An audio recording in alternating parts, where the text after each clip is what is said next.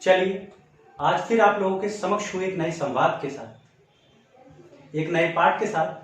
इतिहास पढ़ रहे हैं हम लोग। मेरी कोशिश ये है कि आप लोगों को कुछ भी याद ना करना पड़े। पिछले चैप्टर में हम ये पढ़ चुके थे कैसे पुर्तगाली, डच, इंग्लिश, डैन और फ्रेंच, जिसकी मैंने ट्रिक बताई थी PDEDF, किस तरीके से भारत में आ गए थे।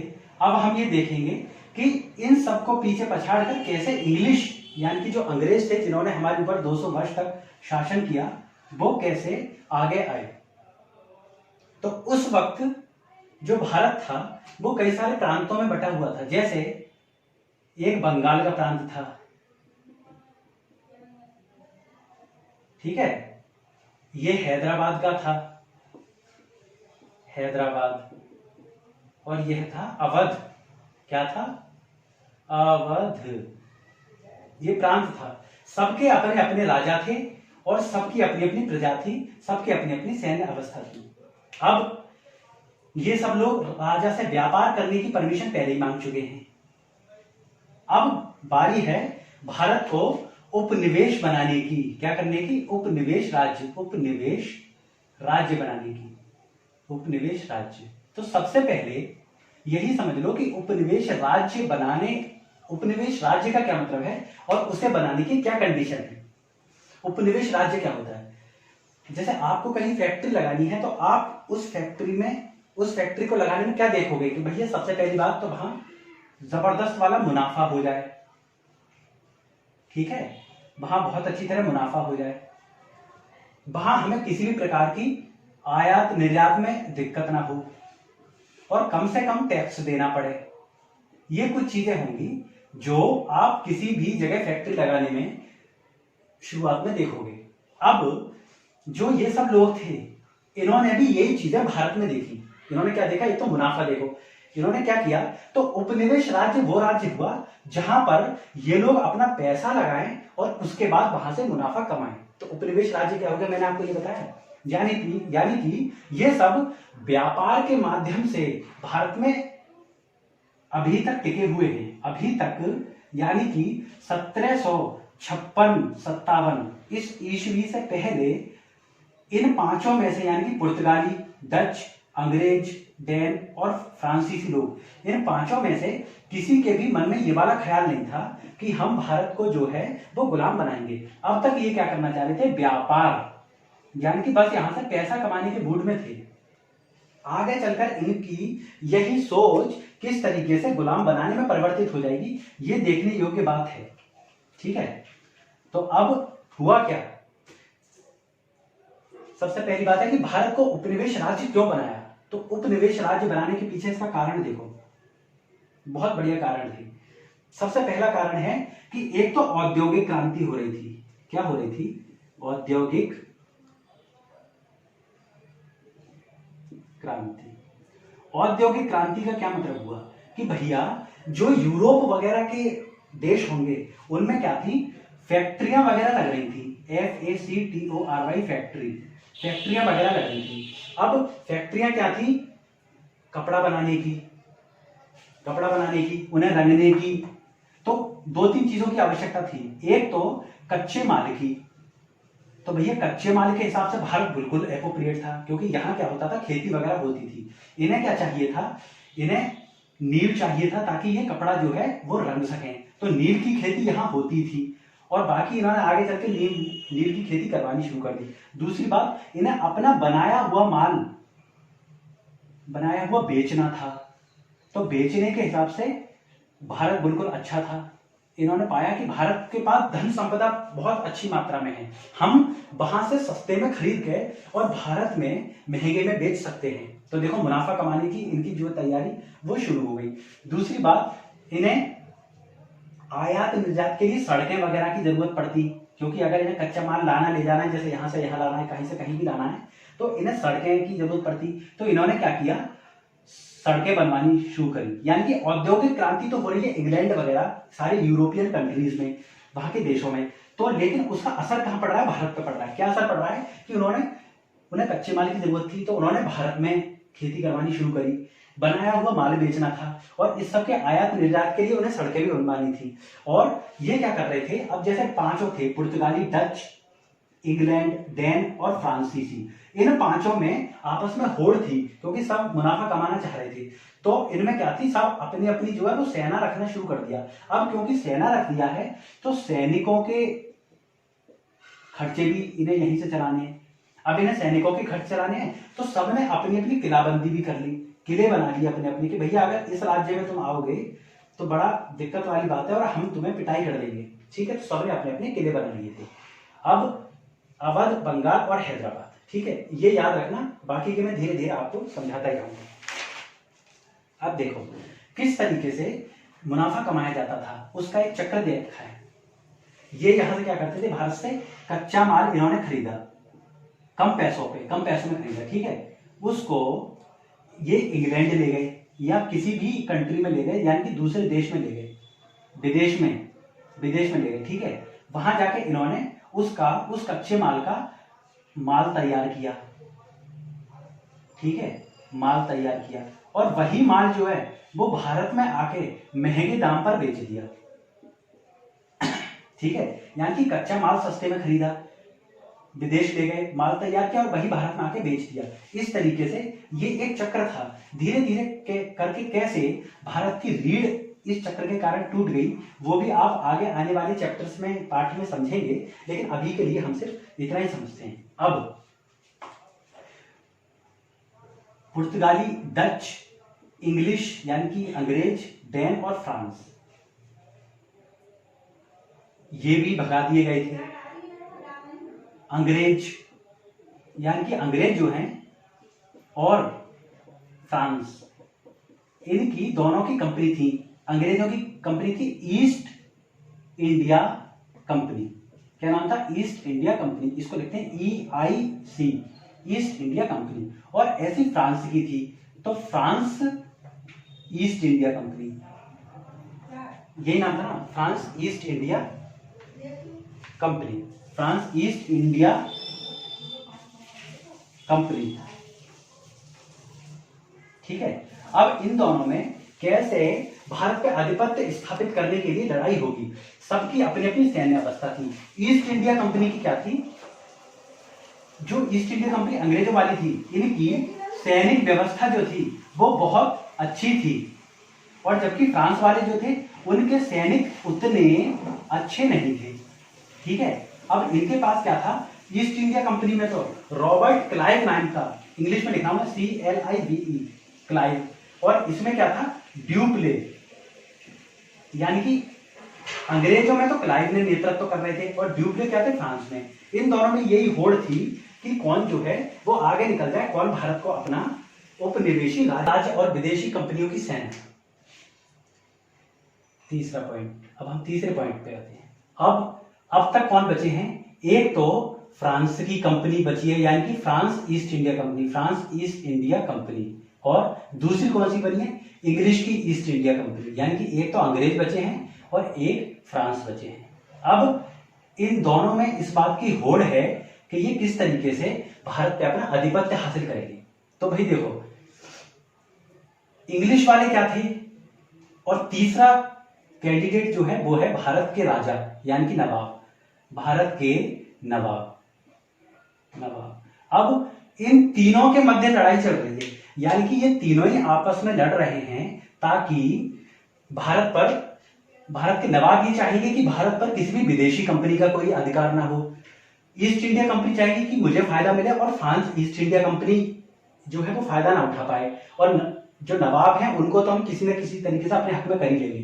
फ्रांस वाले चाह रहे हैं कि अंग्रेजों की जो ईस्ट इंडिया कंपनी है उनको फायदा ना मिले, और भारत को तो हम किसी न किसी तरीके से अपने हक में कर ही लेंगे। अब इनमें सबसे तगड़ा था अंग्रेज, क्योंकि उसके पास था क्लाइव, ठीक है, इसके पास क्लाइव का क्या था, नेतृत्व तो बहुत अच्छा था, यानी कि जो नेता जो था क्लाइव वो बहुत अच्छा था। उसने अपनी सैन्य व्यवस्था को मेंटेन कर रखा था। सैन्य व्यवस्था बनाने का क्या मतलब है कि वो क्या करता था, परेड करवाता था और ड्रिल करवाता था, परेड और ड्रिल, यानी कि वो अभ्यास कराता रहता था युद्ध का। राजाओं को यानी कि नवाबों को भी ये वाली बात पसंद नहीं आती थी, और फ्रांस वाले भी इस बात को पसंद नहीं करते थे, क्योंकि इनकी सैन्य शक्ति जो थी वो थोड़ी सी कमजोर थी। यानी कि सिर्फ अंग्रेज, यानी कि जिन लोगों ने हमारे ऊपर 200 वर्ष तक राज्य किया, उन्होंने सबसे पहले सैन्य व्यवस्था को अपनी तंदुरुस्त किया, क्योंकि लड़ाई तो उन्हें यहीं से लड़नी थी। अब उनके मन में देखो धीरे धीरे व्यापार को छोड़कर राज्य करने की मंशा पनप रही है, वरना वो सैन्य व्यवस्था को मेंटेन नहीं करते। ठीक है, तो अगर ये वाला प्रश्न आए कि बताओ सबसे पहले व्यापार कर रहे थे या बाद में उनके मन में ये वाली मंशा भी आ गई कि भैया गुलाम बनाना है, तो बाद में देखो यहां से गुलाम बनाने की मंशा उनके अंदर आ गई है। अब फ्रांस और अंग्रेजों के बीच में युद्ध हुए, इनके अपने, अब जैसे ये नीचे का भारत है, तो कर्नाटका में यानी कि यहाँ पे 3 युद्ध हुए। कौन कौन सी? कर्नाटका का पहला युद्ध, कर्नाटक का पहला युद्ध, कर्नाटक का दूसरा युद्ध और कर्नाटक का तीसरा युद्ध। ये तीनों युद्ध जो हैं वो किस किस के बीच में हुए? फ्रांस और अंग्रेज, यानी कि ये बाहरी विदेशी ताकत जो हैं ये इन दोनों के बीच में हुए। इनसे पहले एक बात जानने योग्य ये है कि ये भारत के नवाबों को साथ साथ जो है अपनी ओर आकर्षित कर रहे थे। कैसे कर रहे थे? अब जैसे नवाबों में भाई आपस में भी तो लड़ाई होती होगी ना इनमें, जैसे ये भारत रहा, इनमें भारत में आपस में भी लड़ाई हो रही थी, तो ये क्या करते थे, ये अंग्रेज वाली ईस्ट इंडिया कंपनी, जैसे कि बंगाल और अवध के बीच में लड़ाई हुई तो ये अवध की तरफ चले गए, तो जहां पर इन्होंने अपनी सेना भेज दी उस सेना का पलड़ा जो है वो भारी हो जाता था, तो इसका मतलब वो राजा जीत जाता था। तो ये धीरे धीरे करके क्या है, राजा को भी अपनी ओर आकर्षित कर रहे थे। और दूसरी बात, जब ये सेना भेजते थे तो ये बदले में क्या करते थे, उनसे पैसा लेते थे, यानी कि रुपए लेते थे, या उनसे कहते थे कि भैया हमारी सेना जो है उसकी आप 2 साल तक खिदमत करते रहो, उसे पालो, या फिर करते थे उनसे जमीन वगैरह ले लिया करते थे और फैक्ट्रियों के लिए। ठीक है, या तो पैसा लेते थे या सेना पालने को कह देते थे या जमीन ले लेते थे। यानी कि इन्होंने जो विरोधी थे उनके पक्ष में भाग लेना शुरू कर दिया उन्हें। अब जैसे अगर ये फ्रांस वाला किसी एक नवाब का साथ देता था तो अंग्रेज वाला जो है वो दूसरे नवाब का साथ देता था, क्योंकि इनकी आपस में भी लड़ाई है, दुश्मन का दुश्मन दोस्त। अब कर्नाटक के 3 युद्ध हुए।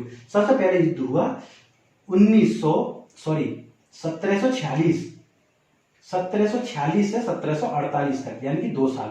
दूसरा हुआ अगले ही साल, ये युद्ध समाप्त हुआ, एक और शुरू हो गया, यानी कि 1749 से लेकर 1754 तक। और तीसरा वाला शुरू हो गया 1756 से लेके 1763 तक। इसमें 1760 में एक युद्ध हुआ जिसको हम बोलते हैं वांडी वाश। युद्ध का क्या नाम था? वांडी वाश। वाश का मतलब होता है धोना, यानी कि धो दिया। इसमें क्या हुआ, अंग्रेज जो थे वो तो जीत गए, और जो फ्रांसीसी थे यानी कि फ्रांस वाले जो थे वो जो है वो हार गए। ये हार गए और ये जीत गए। तो अब इस युद्ध के बाद जो फ्रांस थे उनका हस्तक्षेप भारत में सिर्फ व्यापार के लिए रह गया था, व्यापार के लिए। ठीक है, इसमें ये वाली बात साफ हो गई कि भैया अगर तुम्हें अगर भारत में रहना है तो तुम्हें सिर्फ व्यापार करना पड़ेगा, तुम दखलंदाजी नहीं करोगे, अपना राज्य का विस्तार नहीं करोगे। अंग्रेज जो है जीत गए। लेकिन 60 के बाद देखो ये युद्ध और आगे चला, कर्नाटक 3, तीसरा युद्ध था वो 63 तक चला है ना। 63 तक ये वाली बात भी क्लियर हो गई कि भैया फ्रांसीसी जो हैं वो तुम अब यहां से जाओ, हम तुम्हें व्यापार भी नहीं करने देंगे। तो धीरे धीरे करके अंग्रेज जो है वो अपने सारी चीजों में तंदुरुस्त होते गए, इन्होंने किसी को अपने आगे टिकने नहीं दिया। अब राजाओं और नवाबों को अंग्रेजों से क्या खतरा था? अब देखो भाई खतरे वाली तो बात ही है। अब देखो फ्रांसीसी जो है वो फ्रांसीसी तो यहां से निकल लिए, तो फ्रांसीसी मैंने काट दिए। अब कौन कौन बचा है? एक तो अंग्रेज बचे हैं और दूसरा बचे हैं ये नवाब। अब देखो हो क्या रहा है कि अंग्रेज क्या कर रहे हैं, जैसे ये भारत है, ठीक है, अब यहाँ पे ये क्या कर रहे हैं, ये किलेबंदी भी कर रहे हैं। तो राजा ने पूछा कि भैया तुम किलेबंदी क्यों कर रहे हो? तो इन्होंने कह दिया भाई हमारे सैनिकों को संरक्षण चाहिए और इसलिए हम किलेबंदी कर रहे हैं। इन्होंने क्या किया, ये राजा के इसमें हस्तक्षेप पसंद नहीं कर रहे थे। इन्होंने कहा भैया राजा आप जो है इस साइड नहीं आओगे। तो राजा को यानी कि नवाबों को ये वाली बात इनकी पसंद नहीं आ रही थी कि भैया कैसे कोई विदेशी ताकत हमारे देशों में विदेशी ताकत हमारे देश में अपनी सेना बना रहा है, हमारे ऊपर अधिपत्य कर रहा है और हमें डांट रहा है कि तुम ये नहीं कर सकते, तुम वो नहीं कर सकते। तो ये सारी बात जो है वो राजाओं को पसंद नहीं आई। लेकिन साथ साथ जो कंपनी जो थी उसने राजा से फायदा उठाना शुरू कर दिया था। क्या क्या फायदा उठा रहे थे देखो राजाओं से। एक तो राजाओं ने देखो कर निर्धारित किए थे, कर निर्धारित किए थे कि भैया तुम जो है चुंगी कर, जिनको हम बोलते थे चुंगी, यानी कि यहां से अगर मान ले जाओगे तो इतना पैसा दे के जाओगे। तो इन्होंने क्या किया, अंग्रेजों ने चुंगी कर जो है कभी तो दे देते थे, कभी नहीं देते थे। तो राजा की इस तरीके से फायदा उठा रहे थे। और राजा का क्या फायदा उठा रहे थे कि यहाँ पर कुछ व्यापारी जो है वो सेठ लोग थे, कुछ व्यापारी सेठ थे, तो उनसे सांठ गांठ करके वो क्या करते थे, सेठ लोग अपना माल बेच दिया करते थे, ये बताकर कि ये माल जो है वो कंपनी का है। तो इस तरीके से राजा को बड़ा गुस्सा आने लगी, इस तरीके से फायदा उठाने लगे। तीसरी चीज ये थी कि वो जो है बहुत कम पैसे पे माल खरीदते थे, यानी कि सस्ता माल खरीदते थे, सस्ता खरीदना और महंगा बेचना, ठीक है। ये सब बदतमीजियां कुछ ये लोग करने लगे थे, इन्होंने राजाओं का फायदा उठाया। कंपनी का इतिहास, यानी कि अब कंपनी ने कैसे कुछ युद्ध लड़के भारत पे कब्जा कर लिया। तो इस तरीके से अब हम समझते हैं। देखो सन है 1756, यानी कि कर्नाटक का तीसरा युद्ध मैसूर के आसपास, यहां पर यानी कि कर्नाटक में ये क्या है, ये अभी अभी इन्होंने फ्रांसीसियों को जो है वो आउट किया है। अब रॉबर्ट क्लाइव, यानी कि क्लाइव ने ये सोचा कि भैया सिर्फ व्यापार नहीं करना है, अब इन पे पूरा अधिकार करना है। तो एक घटना हुई जिसका नाम था कुलीवर्दी खान। सबसे पहले एक व्यक्ति मारे गए, इनका नाम था अली वर्दी खान, अली वर्दी खान, ठीक है। अली वर्दी खान की जो है वो मृत्यु हो गई। क्या हो गए, ये मृत्यु को प्राप्त हो गए। अब इनकी मृत्यु के बाद इनका बेटे का बेटा, यानी कि नाती, यानी कि पौत्र, उसका नाम था सिराज उद्दौला। क्या नाम था, सिराजुद्दौला। सिराजुद्दौला जो है वो बंगाल की गद्दी पर बैठा। कहां का नवाब बना, बंगाल का। यानी कि अगर मैं इस तरीके से भारत बना दूं,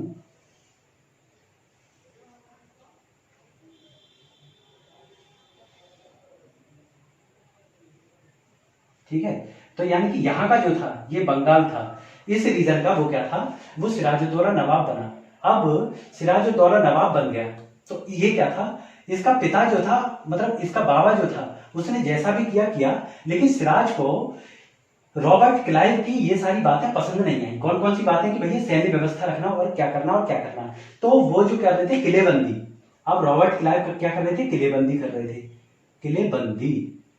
तो सिराजुद्दौला ने क्या कहा, इनसे कहा कि भैया तुम किलेबंदी नहीं करोगे, हमारे भारत में तुम किलेबंदी नहीं करोगे। अब रॉबर्ट क्लाइव को क्या था, रॉबर्ट क्लाइव को लगा कि यार ये तो आदमी ठीक नहीं है, इसको तो हमें हराना पड़ेगा। तो ये क्या थे, रॉबर्ट क्लाइव जो है वो बंगाल गए। अब बंगाल में जाके सबसे पहले तो किलेबंदी सिराजुद्दौला ने बंद करवा दी थी कि कोई किलेबंदी नहीं होगी, भागो यहाँ से, तुम्हारा कोई व्यापार नहीं होगा, तुम्हें यहाँ से भागना पड़ेगा।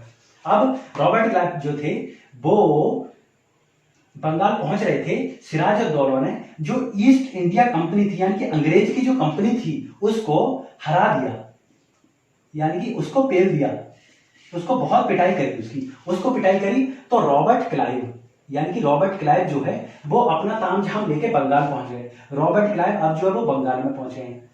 अब बंगाल पहुंचने के बाद इन्होंने क्या किया कि सिराज से लड़ाई करी इन्होंने। कौन सी लड़ाई करी, जिसको हम कहते हैं 1757 का प्लासी का युद्ध, PLASSEY, यानी कि प्लासी एक जगह है, क्योंकि ये युद्ध वहां पे हुआ था इसलिए इसे प्लासी का युद्ध कहा जाता है। प्लासी का युद्ध, अब रॉबर्ट क्लाइव के पास क्या था, तोपें वगैरह वगैरह थी, जबकि सिराजुद्दौला अभी तक उतने आधुनिक तरीके से नहीं लड़ रहे थे। तो प्लासी के युद्ध में जीत किसकी हो गई, क्लाइव, यानी कि अंग्रेज जीत गए। देखो मैं यहां लिख रहा हूं, अंग्रेज जीते, अंग्रेज जो है वो जीत गए। अब अंग्रेज जीत गए तो इन्होंने एक संधि करी, उसका नाम था अलीनगर की संधि, अलीनगर की संधि। अलीनगर की संधि में क्या था, उन्होंने ये कहा क्लाइव ने कि भाई देखो, तुम जो हमसे चुंगी का कर लेते हो, यानी कि जो हमें पैसा देना पड़ता है, उसको अब हम नहीं देंगे और तुम हमारी सेना का भी संरक्षण करोगे, सेना को पालोगे, पालोगे, पालोगे, सेना को पालोगे, ठीक है, सेना को पालोगे और हमको नहीं देंगे। अब सिराजुद्दौला ने जो है वो ये वाली शर्त मान ली। अब इसके बाद क्या किया, लेकिन क्लाइव यहां पर भी शांत नहीं हुए। क्लाइव की मंशा जो थी कि पूरे के पूरे भारत पे हमें अपना अधिकार करना है, तो इन्होंने क्या किया, सिराजुद्दौला नवाब थे। अब इन्होंने क्या किया कि इसका एक सेनापति था, इसका सेनापति कौन था, उसका नाम था मीर जाफर। क्या नाम था, मीर जाफर। इन्होंने, रॉबर्ट क्लाइव ने, अब देखो कितनी समझदारी से काम लिया, क्या था, सेनापति, सेनापति, ये सेना का पति था। तो मीर जाफर के अंदर इन्होंने एक बीज बो दिया। इन्होंने ये कहा कि भाई तुम जो हो वो, तुम्हें तो नवाब होना चाहिए, तुम तो इतने हष्ट पुष्ट तंदुरुस्त हो और तुम्हारी वजह से ही तो ये जो है नवाब जो है उछलता है, और अगर तुम अपना हाथ खींच लो तो इसकी तो ऐसी कम तैसी हो जाएगी। एक हम युद्ध करेंगे सिराज के साथ, अगर मीर जाफर तुम सेनापति अपनी सेना को उसमें मना कर दो लड़ने से, तो सिराजुद्दौला को हम हरा देंगे और उसके बाद तुम्हें जो है वो नवाब बना देंगे। यानी कि लालच दिया, जाफर को नवाब बनाने का लालच, जाफर को नवाब का लालच। अब इन्हें जो है वो लालच दिया गया, ठीक है। तो मीर जाफर ने कही बहुत बढ़िया। अब क्या था, अब उन्होंने युद्ध किया, युद्ध किया, ठीक है। जब उन्होंने युद्ध किया तो ये जो है, अब ये इसी दौरान की बात चलेगी 1757 के आसपास की, उसी टाइम ये युद्ध हो रहे थे। युद्ध किया तो सिराजुद्दौला ने अपने सेनापति मीर जाफर से कहा कि मीर जाफर, वो कहता है जी उस्ताद, कि तुरंत सेना को आगे लेकर आओ, हम जो है अंग्रेजों को पानी पिला देंगे। तो उसने कहा कि हाँ ठीक है, अभी चलते हैं राजा साहब। और वो यहां से तो कह के हम जा रहे हैं, लेकिन अपनी सेना के पास जाकर चुपचाप खड़ा रहा, उसने कुछ कहा ही नहीं। इतने में सिराजुद्दौला जो है वो हार गए, यानी कि सिराजुद्दौला वहां से भागे। भागने के बाद मीर जाफर का जो पुत्र था, उसका नाम नहीं याद कर पाऊंगा मैं क्योंकि आपकी किताब में नहीं दे रखा है, उसके पुत्र ने सिराजुद्दौला को मार दिया, यानी कि उसको मार दिया, ठीक है। अब इसी के, क्योंकि उसके पापा को खतरा हो सकता था, इसलिए उसने उसको मार दिया। इनकी कथा समाप्त हुई। अब सिराजुद्दौला के बाद क्या हो रहा है कि मीर जाफर अब बन गया। अब मीर जाफर क्या है, पहले तो मीर जाफर जो है वो अच्छा काम कर रहा था, लेकिन उसको लगा कि मुझे कठपुतली बना दिया गया है, यानी कि जो रॉबर्ट क्लाइव यानी कि अंग्रेजी सरकार चाहती है मुझे वो करना पड़ता है, और वो तो मुझे मंजूर नहीं है। मैं तो ठहरा बंगाल का राजा, मैं तो भारत का राजा ठहरा। तो उसने क्या किया, मीर जाफर ने उसकी बात मानने से इनकार कर दिया। तो अब क्या हो रहा था, इन्होंने क्या किया, अब देखो इन्होंने जो सिराजुद्दौला के साथ किया वही मीर जाफर के साथ करेंगे। इनका एक दामाद था, दामाद का नाम था मीर कासिम। क्या नाम था, मीर कासिम। दामाद का क्या नाम था, मीर कासिम। मीर कासिम जो है उसको बना दिया, उसको नवाब बना दिया। अब मीर कासिम जो था, मीर कासिम भी बदतमीजी कर गया रॉबर्ट क्लाइव से, वो भी इनके हाथ नहीं आया, वो भी रॉबर्ट क्लाइव के हाथ नहीं आया। तो इन्होंने क्या किया, दोबारा फिर जो है वो उसी के फादर इन लॉ यानी कि ससुर को, यानी कि मीर जाफर को बना दिया। दोबारा उन्होंने मीर जाफर को बना दिया। अब हुआ ये कि मीर जाफर को बनाने के बाद मीर कासिम को ये वाली बात बर्दाश्त नहीं हुई, तो मीर कासिम बंगाल से जाकर अवध में पहुंचे। देखो इधर अवध मैंने शुरू में लिखा था और नीचे था हैदराबाद, तो बंगाल से वो अवध में पहुंच गया और इधर है हैदराबाद से। यानी कि ये तीन लोग मिलकर जो है इन्होंने अपनी सेना का संगठन किया। तीन लोग कौन कौन से थे, मीर कासिम, शुजा उद्दौला और शाह आलम। तीन लोग, यानी कि मीर कासिम जिसे भगाया गया है अभी अभी बंगाल से, मीर कासिम, शुजा उद्दौला और शाह आलम। अब इन तीनों ने अपनी सेना का संगठन किया और अब है 1764 वर्ष में इन्होंने दोबारा अंग्रेजों के खिलाफ मोर्चा खोल दिया, यानी कि लड़ाई लड़ी। इसे हमने कहा बक्सर की लड़ाई। क्या कहा हमने, बक्सर की लड़ाई, क्योंकि बक्सर नामक स्थान पर हुई थी। बक्सर की लड़ाई पे क्या हुआ कि ये तीनों मिलकर भी हार गए।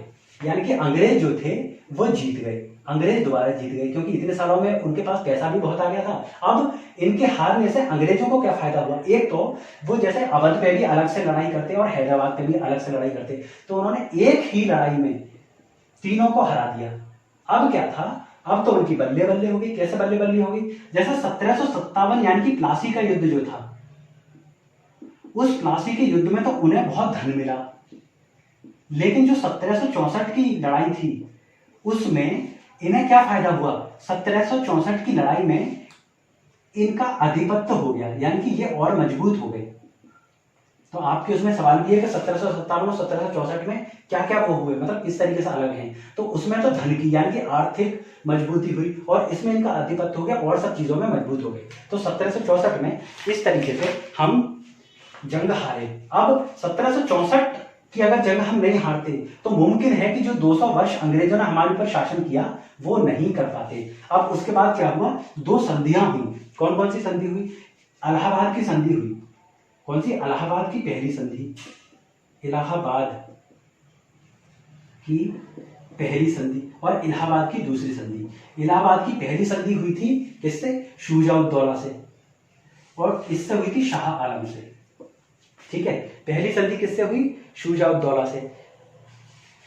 नहीं, पहली संधि जो हुई थी वो शाह आलम से हुई थी, पहली जो थी शाह आलम से हुई, और दूसरा शुजा-उद-दौला से। अब इसमें क्या किया उन्होंने, क्या किया, अंग्रेजों ने ये कहा कि भाई हम तुम्हें शाह आलम 25 लाख रुपए देते रहेंगे पेंशन के, 25 लाख रुपए तुम पेंशन देते रहना और अपने मौज लेना, खुश रहना। शुजा-उद-दौला थोड़ा सा तगड़ा था इसलिए उसको 50 लाख दिए, और इन्होंने क्या किया, अपनी अपनी दीवानी जो है वो बेच दी, यानी कि अब ये नाम के राजा रह गए सिर्फ। अब औरंगजेब के बाद इन लोगों ने नाक कटा ली मुगल साम्राज्य की, अब ये सिर्फ नाम के राजा हैं, अब इनकी बिल्कुल भी नहीं चल रही है, सब जो है फ्लॉप हो चुके हैं। यानी कि कंपनी की स्थापना का इतिहास ये सब था, कैसे शुजा-उद-दौला आया, कैसे कुली वर्दी खान को मारा, कैसे प्लासी का युद्ध हुआ, कैसे बक्सर का युद्ध हुआ। आप ज्यादा से ज्यादा इसको शेयर कीजिए, पढ़िए और